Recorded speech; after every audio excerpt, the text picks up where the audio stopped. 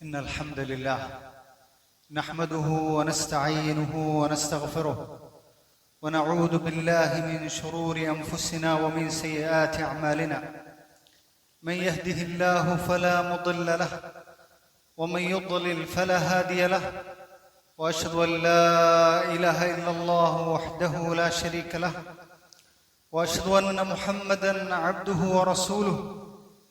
يا أيها الذين آمنوا اتقوا الله حق تقاته ولا تموتن إلا وأنتم مسلمون.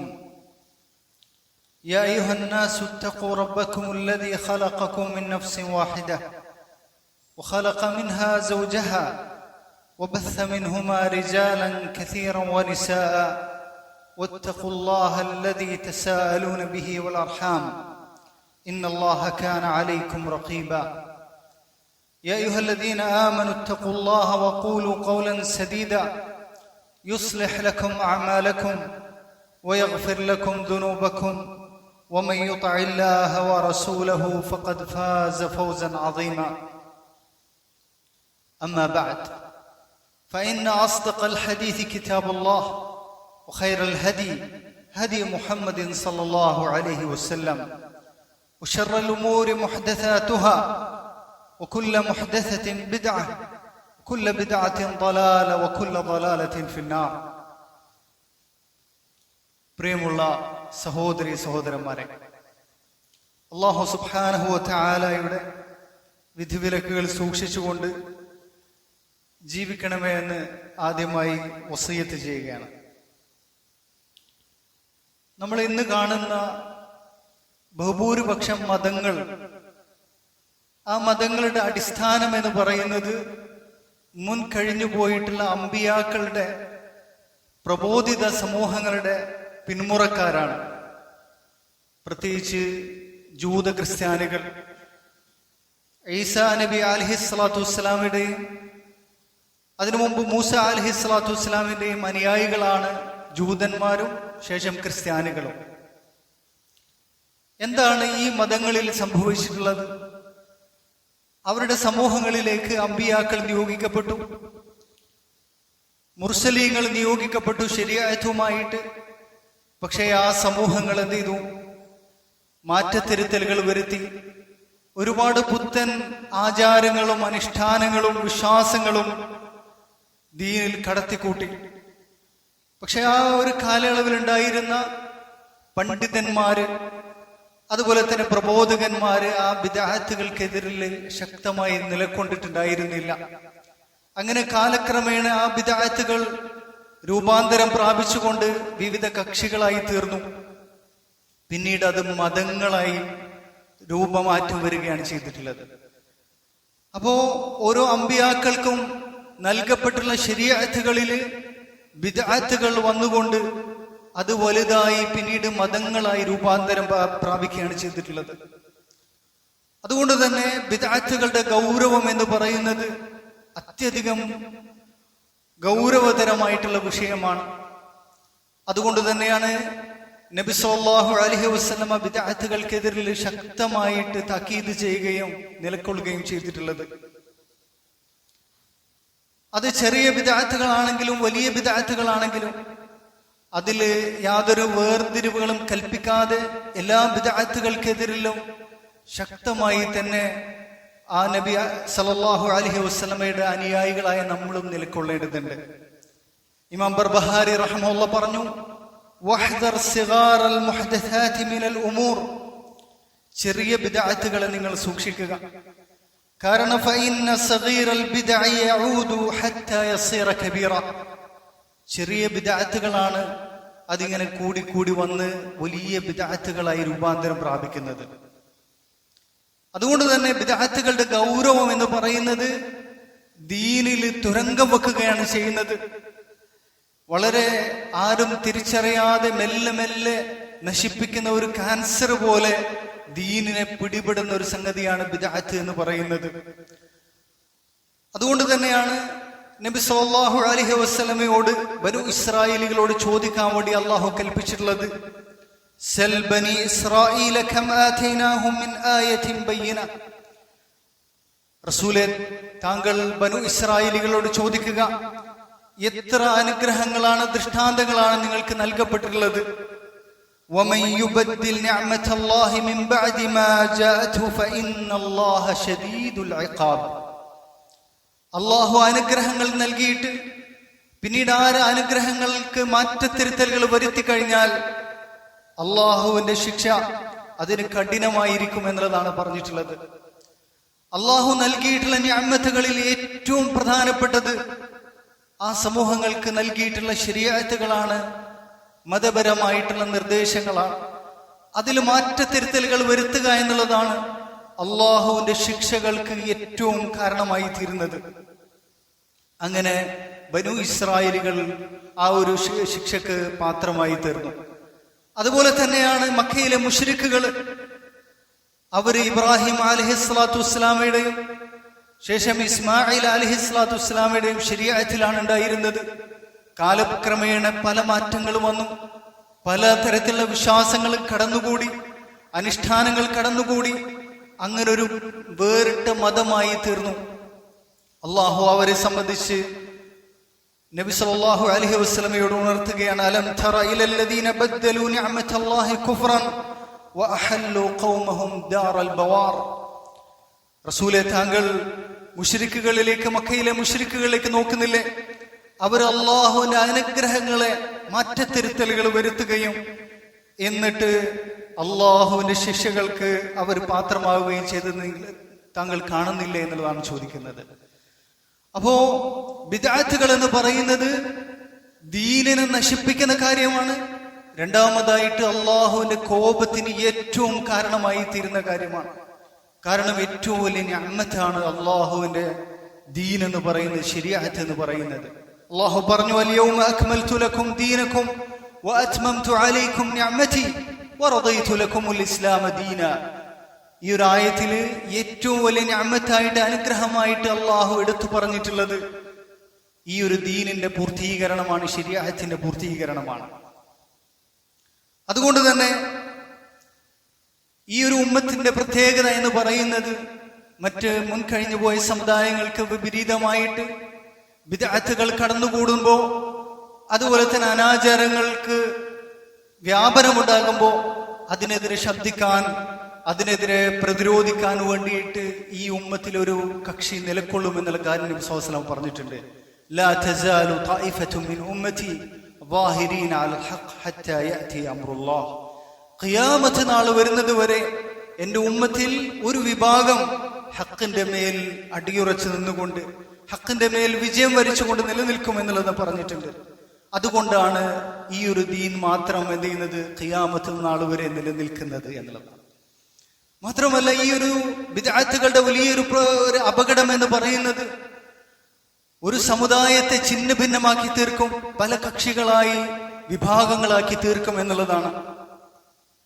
അതുകൊണ്ട് തന്നെ സുന്നത്തിൽ അടിയുറച്ചു നിൽക്കുന്നവരെ സംബന്ധിച്ച് വിശേഷിക്കപ്പെടുന്നത് അഹ്ലുസുന്നത്തി വൽ ജമാഅ എന്നുള്ളതാണ്, സുന്നത്തിന്റെയും ഐക്യത്തിന്റെയും ആളുകൾ എന്ന്. എന്നാൽ ബിദ്അത്തിന്റെ പ്രത്യേകത എന്ന് പറയുന്നത് ഭിന്നതകളും അതുപോലെ തന്നെ കക്ഷിത്വവുമായിരിക്കും അതിന്റെ പ്രത്യേകത എന്ന് പറയുന്നത്. അതുകൊണ്ടാണ് അല്ലാഹു സുബ്ഹാനഹു വ തആല പറഞ്ഞിട്ടുള്ളത്, ഇന്നല്ലദീന ഫറഖൂ ദീനഹും വകാനൂ ശിഅൻ ലസ്ത മിൻഹും ഫീ ഷൈ. മതവിഷയങ്ങളിൽ ഭിന്നിക്കുകയും അങ്ങനെ പല കക്ഷികളായി തിരികുകയും ചെയ്തവർ, ലസ്ത മിൻഹും ഷൈ, ലസ്ത മിൻഹും ഫീ ഷൈ, അവരുമായി താങ്കൾക്ക് യാതൊരു ബന്ധവുമില്ല. അല്ലാഹുവിന്റെ റസൂലിനോടാണ് പറയുന്നത്. ഛിന്ന ഭിന്നമായി പോയിട്ടുള്ള, പല കക്ഷികളായി പോയിട്ടുള്ള, വിഭാഗങ്ങളായി പോയ ആളുകളോട് റസൂലെ, താങ്കൾക്ക് യാതൊരു ബന്ധവുമില്ല. ഈ ഒരു ആയത്തിന്റെ വിശദീകരണത്തിൽ മഹാനായിട്ടുള്ള ഇമാം ബഗവി റഹിമഹുല്ലാഹ് വിശദീകരിച്ചു, ഐ തബറ മിൻഹും, റസൂലെ താങ്കൾ അവരിൽ നിന്ന് ബന്ധം വിച്ഛേദിക്കണം. ദീനിന്റെ വിഷയത്തിൽ പല കക്ഷികളായി തിരിയുന്നവരിൽ നിന്ന് ബന്ധം വിച്ഛേദിക്കണം എന്നുള്ളതാണ്. മാത്രമല്ല, അനസ് ഇബ്നു മാലിക് റളിയല്ലാഹു അൻഹു നിവേദനം ചെയ്യുന്ന ഹദീസ് നമുക്ക് കാണാൻ സാധിക്കും. നബി സല്ലല്ലാഹു അലൈഹി വസല്ലം പറഞ്ഞു, ഫമൻ റഗിബ അൻ സുന്നതി ഫലൈസ മിന്നി, എന്റെ സുന്നത്ത് ആരാണോ, സുന്നത്ത് വിട്ട് ആരാണോ ആഗ്രഹിക്കുന്നത്, ബിദ്അത്ത് ആഗ്രഹിക്കുന്നത്, ബിദ്അത്തിലേക്ക് ചേക്കേറുന്നത്, അവൻ എന്നിൽപ്പെട്ടവനല്ല എന്നുള്ളതാണ്. അപ്പൊ ബിദ്അത്തിന്റെ വലിയ ഒരു ഗൗരവം എന്ന് പറയുന്നത് അവിടെയാണ്. അത് ദീനിൽ ഭിന്നതകളും കക്ഷിത്വവും ഉണ്ടാക്കി തീർക്കുമെന്നുള്ളതാണ്. ബിദ്അത്തിന്റെ മറ്റൊരു ഗൗരവം എന്ന് പറയുന്നത് അമലുകളെ ബാത്തിലാക്കി തീർക്കുമെന്നുള്ളതാണ്. നമ്മൾ ചെയ്യുന്ന അമലുകളെ നിഷ്പ്രഭമാക്കി തീർക്കും. നബി സല്ലല്ലാഹു അലൈഹി വസല്ലം പറഞ്ഞു, ആയിഷ റളിയല്ലാഹു അൻഹ നിവേദനം ചെയ്യുന്ന ഇമാം മുസ്ലിം അദ്ദേഹത്തിന്റെ സഹീഹിൽ രേഖപ്പെടുത്തിയുള്ള ഹദീസാണ്, മൻ അമില അമലൻ ലൈസ അലൈഹി അംറുനാ ഫഹുവ റദ്ദ്. ഒരാൾ ഒരു അമല് ചെയ്യുകയാണ്, എന്റെ കൽപ്പനയില്ലാതെ റസൂലുള്ളാഹി സ്വല്ലല്ലാഹു അലൈഹി വസല്ലമയുടെ നിർദ്ദേശമില്ലാതെ ഒരാൾ അമല് ചെയ്യുകയാണെങ്കിൽ മതപരമായ വിഷയത്തിൽ ഫഹുവ റദ്ദുൻ, അത് തള്ളപ്പെട്ടതാണ് എന്നുള്ളത് അള്ളാഹുവിന്റെ അടുക്കൽ സ്വീകാര്യമായി തീരുകയില്ല. ഈ ഒരു ഹദീസിന്റെ വെളിച്ചത്തിൽ നമുക്ക് മനസ്സിലാകുന്ന കാര്യം, ബിദ്അത്ത് എന്ന് പറഞ്ഞാൽ മതപരമായ വിഷയത്തിൽ നബി സല്ലല്ലാഹു അലൈഹി വസല്ലമയുടെയും സഹാബത്തിന്റെയും മുൻ മാതൃകയില്ലാതെ വിശ്വസിക്കുന്നതും പ്രവർത്തിക്കുന്നതുമായ എല്ലാ കാര്യങ്ങളും ബിദ്അത്താണ്. അതുകൊണ്ട് തന്നെ ബിദ്അത്തിനെ സംബന്ധിച്ച് നമ്മൾ വിമർശിക്കുമ്പോൾ, അതിനെ എതിർക്കുന്ന സമയത്ത് പലപ്പോഴും ചോദിക്കപ്പെടുന്ന കാര്യമാണ്, നിങ്ങൾ പലതും ഉപയോഗിക്കുന്നില്ലേ, മൊബൈൽ ഉപയോഗിക്കുന്നില്ലേ, വാഹനങ്ങൾ ഉപയോഗിക്കുന്നില്ലേ, ഇന്ന് കുതിരപ്പുറത്താണോ സഞ്ചരിക്കുന്നത് ചോദിക്കും. ബിദ്അത്ത് എന്ന് പറഞ്ഞാൽ എന്താണ്? ദീനിന്റെ വിഷയത്തിൽ വിശ്വാസപരവും അതുപോലെ അനുഷ്ഠാനപരമായ വിഷയങ്ങളിൽ മുൻ മാതൃകയില്ലാത്ത, നബി സല്ലല്ലാഹു അലൈഹി വസല്ലമയുടെയും സഹാബത്തിന്റെയും മാതൃകയില്ലാത്തത് അനുഷ്ഠിക്കുന്നതാണ്. അങ്ങനെ ഏതൊരു കാര്യം വിശ്വാസപരമായി സ്വീകരിച്ചാൽ, അനുഷ്ഠാനപരമായി സ്വീകരിച്ചു കഴിഞ്ഞാൽ അത് തള്ളപ്പെട്ടതാണ് എന്നുള്ളതാണ്. അല്ലാഹു സുബ്ഹാനഹു വ തആല ഒരു വിഭാഗത്തെ സംബന്ധിച്ചിടത്തോളം അവരുടെ അങ്ങേയറ്റം രോദനമായിട്ടുള്ള അവസ്ഥയെ സംബന്ധിച്ച് വിശേഷിപ്പിക്കുന്നുണ്ട്. അവര് മഹ്ശറിലേക്ക് കടന്നു വരും. അവരെ സംബന്ധിച്ച് പറയുന്നത് ആമിലത്തുൻ നാസിബ, ഒരുപാട് പ്രവർത്തനങ്ങൾ ചെയ്തിട്ടുണ്ട്, ഇബാദത്തുകൾ ചെയ്തിട്ടുണ്ട്, എന്നിട്ട് അവർ ക്ഷീണിച്ച് വലഞ്ഞിട്ടുണ്ട്. പക്ഷെ തസ്ലാ നാറൻ ഹാമിയ, പക്ഷെ അവർ നേരെ എന്ത് ചെയ്യും? നരകത്തിലേക്കിട്ട് കരിക്കപ്പെടും എന്നുള്ളതാണ്. അപ്പൊ അമലുകൾ ഒരുപാട് വർദ്ധിപ്പിച്ചത് കൊണ്ടായില്ല. നബി സല്ലല്ലാഹു അലൈഹി വസല്ലമയുടെയും സഹാബത്തിന്റെയും മുൻ മാതൃകയില്ലാത്ത വിശ്വാസങ്ങൾ, പ്രവർത്തികൾ, അനുഷ്ഠാനങ്ങൾ അതെല്ലാം എന്താണ്? നരകത്തിലേക്കുള്ളതാണ് എന്നുള്ളതാണ്. മാത്രമല്ല, ബിദ്അത്തിന്റെ മറ്റൊരു വലിയ ഗൗരവം എന്ന് പറയുന്നത്, നബി സല്ലല്ലാഹു അലൈഹി വസല്ലമക്ക് ഏൽപ്പിക്കപ്പെട്ടുള്ള ദൗത്യം അത് പരിപൂർണമായി അവിടുന്ന് നിർവഹിച്ചിട്ടില്ല എന്നുള്ള ആരോപണമാണ് അതിലുള്ളത്. ഇമാം മാലിക് റഹിമഹുല്ലാഹ് ആ കാര്യം പറഞ്ഞിട്ടുണ്ട്. മൻ ഖാല ഫിദ്ദീനി ബിദ്അതൻ ഹസന, ദീനിൽ നല്ല ബിദ്അത്ത് ഉണ്ട് എന്ന് ആരെങ്കിലും വാദിക്കുകയാണെങ്കിൽ ഫഖദ് സഅമ അന്ന മുഹമ്മദൻ സല്ലല്ലാഹു അലൈഹി വസല്ലം ഖാന റിസാല, അവൻ വാദിക്കുന്നത് ദീനിൽ നല്ല ബിദ്അത്ത് ഉണ്ട് എന്ന് വാദിക്കുന്ന വ്യക്തി, അയാൾ നബി സല്ലല്ലാഹു അലൈഹി വസല്ലമയെ കുറിച്ച് ആരോപിക്കുന്നത് അവിടുത്തെ റിസാലത്തിൽ വഞ്ചന കാണിച്ചു, ചതി കാണിച്ചു എന്നുള്ളതാണ് ആരോപിക്കുന്നത്.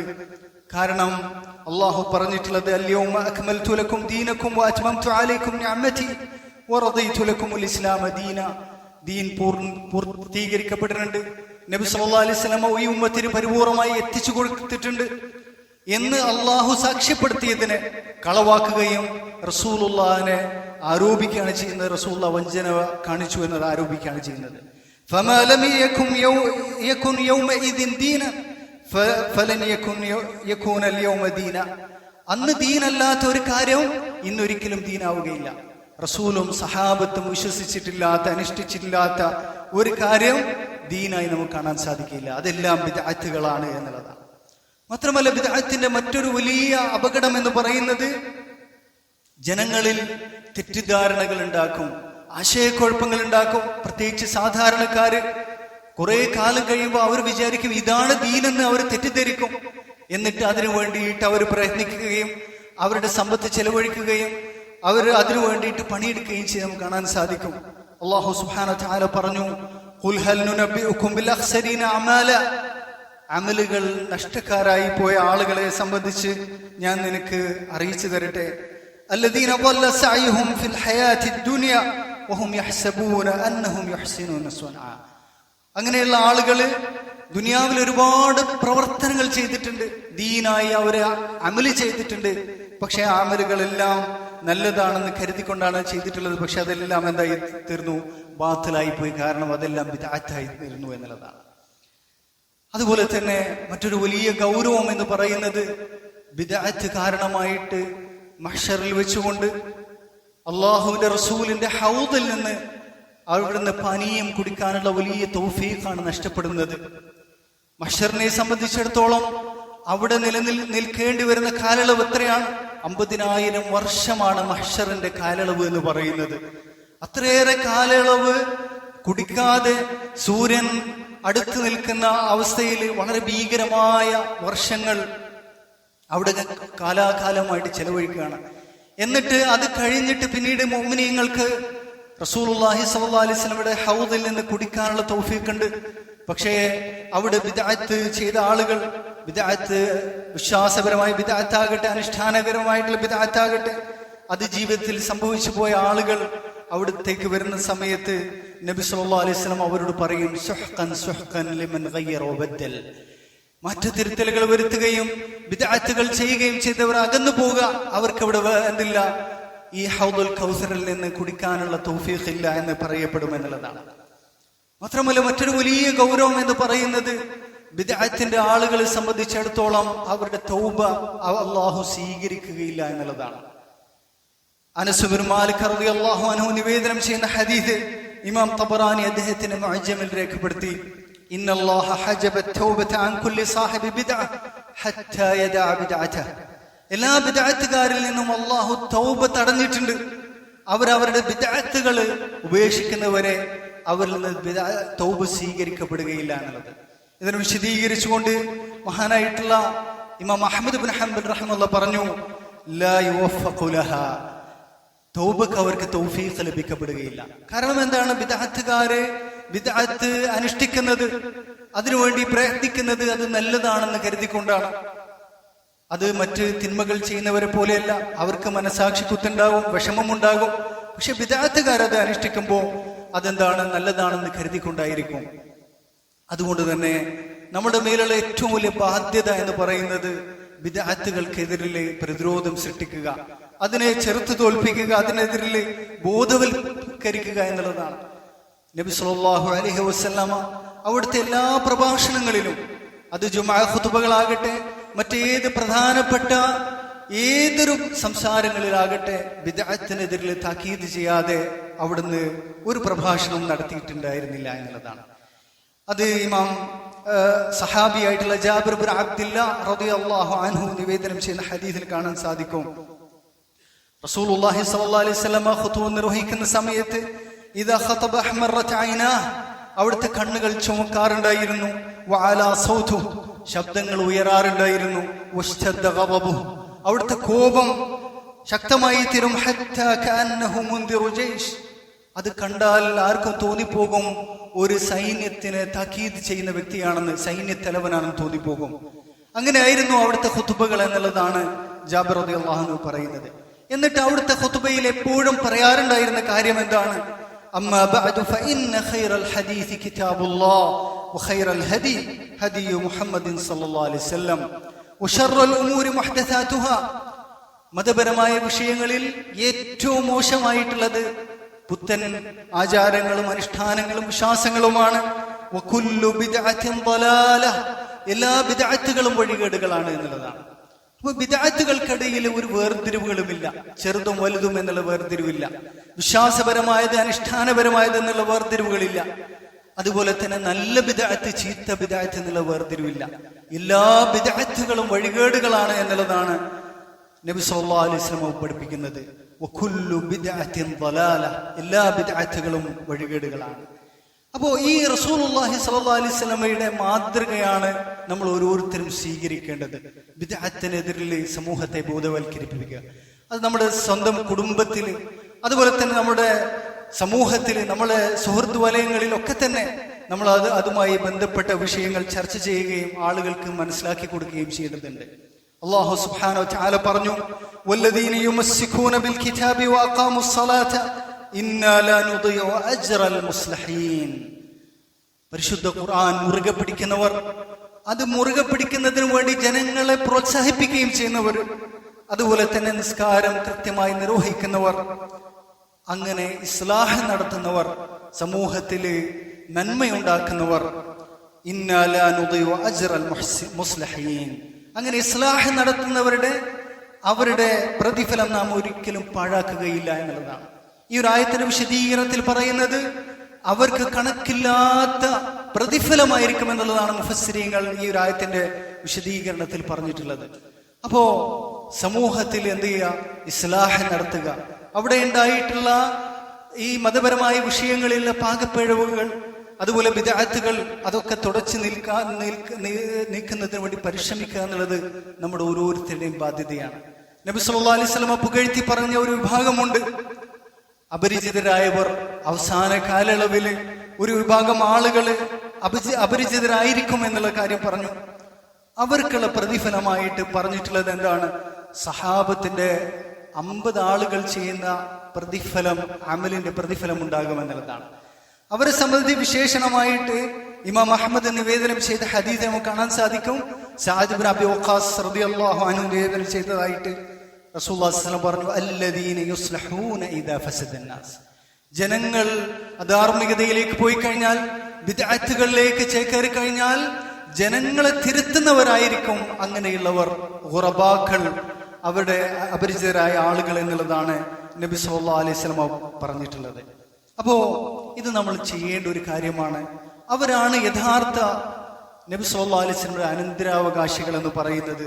അല്ലാഹു സുബ്ഹാനഹു വ തആല ഈ തരത്തില് ജനങ്ങളെ ബോധവൽക്കരിക്കാനും അതുപോലെ തന്നെ ഇസ്ലാഹ് നടത്താനുമുള്ള തൗഫീഖ് നമുക്ക് നൽകുമാറാകട്ടെ.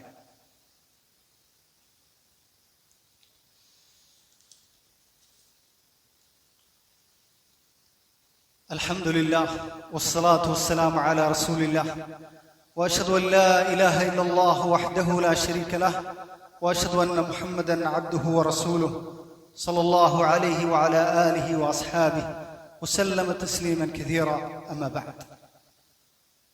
പ്രിയമുള്ള സഹോദരി സഹോദരന്മാരെ, റബീഉൽ അവ്വൽ മാസം ആഗതമായി കഴിഞ്ഞാൽ നമ്മുടെ നാട്ടിൽ നടന്നു വരുന്ന ഏറ്റവും ദുഷിച്ച ഒരു ആചാരമാണ് നബി സല്ലല്ലാഹു അലൈഹി വസല്ലമയുടെ മൗലിദ് ആഘോഷിക്കുക, അവിടുത്തെ ജന്മദിനം കൊണ്ടാടുക എന്നുള്ളത്. ആ ഒരു ജന്മദിനം കൊണ്ടാടുക എന്നുള്ളത് വളരെ വെറുക്കപ്പെട്ടുള്ള ഒരു ബിദ്അത്തുകളിൽപ്പെട്ടുള്ളതാണ്. എന്തുകൊണ്ടാണ് നമ്മൾ അതിനെ എതിർക്കേണ്ടത്, അത് നമ്മൾ അനുഷ്ഠിക്കാതിരിക്കേണ്ടത് എന്ന് പറയുകയാണെങ്കിൽ അത് 6 കാരണങ്ങൾ നമുക്ക് ചുരുക്കി പറയാവുന്നതാണ്. അതിൽ ഒന്നാമതായിട്ട് ഇബാദത്തുകൾ, നമ്മൾ പറഞ്ഞതുപോലെ വിശ്വാസങ്ങളാകട്ടെ അനുഷ്ഠാനങ്ങളാകട്ടെ മതപരമായിട്ടുള്ള എല്ലാ കാര്യങ്ങളും അത് നബി സല്ലല്ലാഹു അലൈഹി വസല്ലമയുടെയും സഹാബത്തിന്റെയും മുൻമാതൃകയില്ലാതെ നമുക്ക് അനുഷ്ഠിക്കാവുന്നതല്ല. അതുകൊണ്ട് തന്നെ റസൂലുള്ളാഹി സ്വല്ലല്ലാഹു അലൈഹി വസല്ലമക്ക് മാതൃക കാണിച്ചു തന്നിട്ടില്ലാത്ത, സഹാബത്ത് നമുക്ക് കാണിച്ചു തന്നിട്ടില്ലാത്ത ഒരു കാര്യം നമ്മുടെ ജീവിതത്തിൽ അത് ദീനായി നമുക്ക് അനുഷ്ഠിക്കാവുന്നതല്ല. അത് നമ്മുടെ ഷഹാദത്തിന്റെ അഷ്ഹദു അല്ലാ ഇലാഹ ഇല്ലല്ലാഹ് വഅഷ്ഹദു അന്ന മുഹമ്മദ റസൂലുള്ളാഹ് എന്ന ഷഹാദത്തു അന്ന മുഹമ്മദ റസൂലുള്ളാഹ് എന്നതിന്റെ സാക്ഷാത്കാരമാണ്. റസൂലുള്ളാഹ് പഠിപ്പിച്ചതല്ലാതെ ദീനായി നമ്മൾ അനുഷ്ഠിക്കാൻ പാടില്ല എന്നുള്ളത്. രണ്ടാമതായിട്ട് സഹാബത്തിന്റെ മാതൃകയില്ല.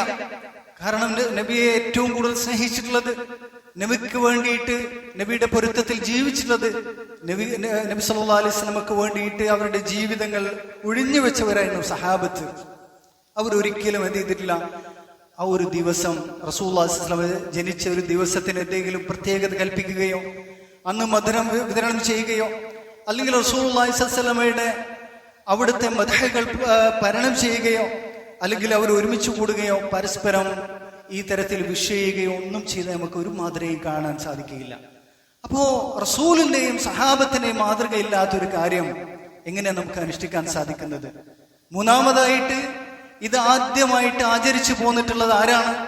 ഇസ്ലാമിന്റെ തന്നെ ശത്രുക്കളായിട്ടുള്ള ഉബൈദികളാണ്. ഉബൈദുല്ലാഹ് ഇബ്നുൽ ഖദ്ദാഹ് എന്ന് പറയുന്ന ജൂതനായിട്ടുള്ള വ്യക്തിയാണ്. അവരുടെ ആളുകളാണ് ഇതിന് തുടക്കം കുറിക്കുന്നത്. ഈജിപ്ത് അവർ ഭരിച്ച സമയത്ത് അവരെ സംബന്ധിച്ച് മുസ്ലിം സമുദായത്തിൽ കക്ഷിഭേദമന്യേ എല്ലാവരും അവര് ഇസ്ലാമിൽ നിന്ന് പുറത്താണ്, മുൽഹിദുകളാണ് എന്ന് പ്രഖ്യാപിച്ച ആളുകളാണ്. അവരാണ് എന്ത് ചെയ്തിട്ടുള്ളത്, ഈ ഒരു ദുരാചാരത്തിന് തുടക്കം കുറിച്ചിട്ടുള്ളത്.